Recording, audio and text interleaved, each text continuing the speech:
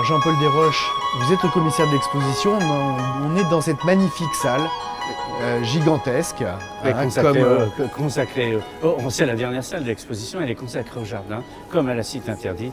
Le dernier espace, c'est celui des jardins, un espace de détente.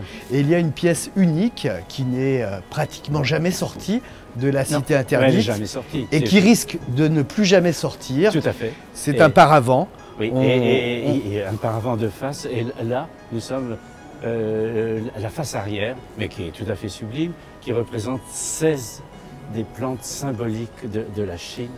Par exemple, le superbe lotus. Là, on voit le lotus, effectivement.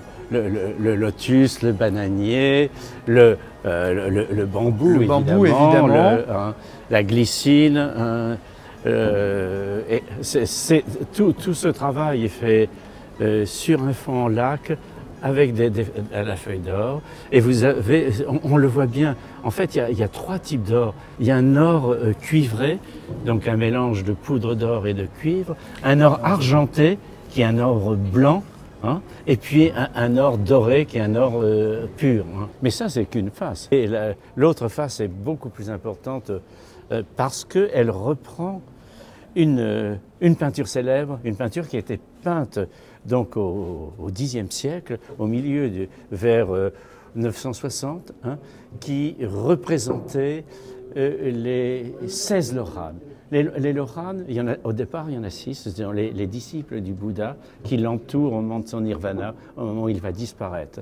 Et puis, il y a les disciples des disciples. Hein.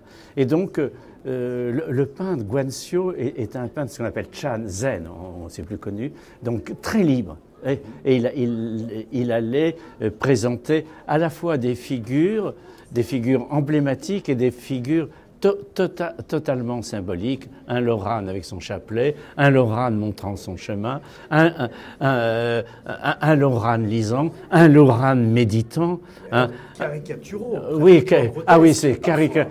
Oui, mais c'est plus que des caricatures, c'est-à-dire il faut, si on se met dans l'esprit Chan bouddhiste, c'est-à-dire on retire la corporéité des êtres pour leur mettre l'intensité de la recherche. Il y a un déterminisme, comment celui-ci est recroquevillé dans sa persistance pour trouver le droit chemin, ou celui-ci dans l'idée de la longévité par ces cils qui coule le long de son vêtement. Hein. Alors, à côté de ces personnages, il y en a aussi 6. Alors, ceux-là sont un petit peu différents. Oui, ceux-là, c'est censé être les portraits des 6 Loranes. Nous sommes dans des représentations. Le Bouddha est un Indien, donc c'est des figurations d'étrangers pour la Chine. Hein. Et en fait, il porte tous les attributs traditionnels des moines de cette époque. Par exemple, ce vêtement, il est formé, on le voit, de fragments. C'est des vêtements mendiés. Hein.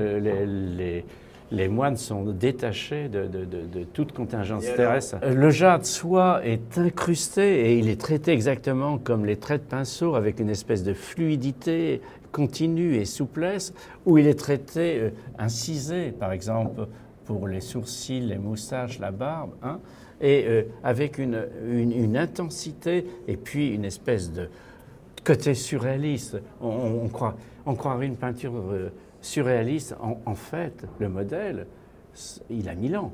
Il est arrivé à nous comme ça, dans sa pureté, dans sa force initiale. C'est très, très émouvant.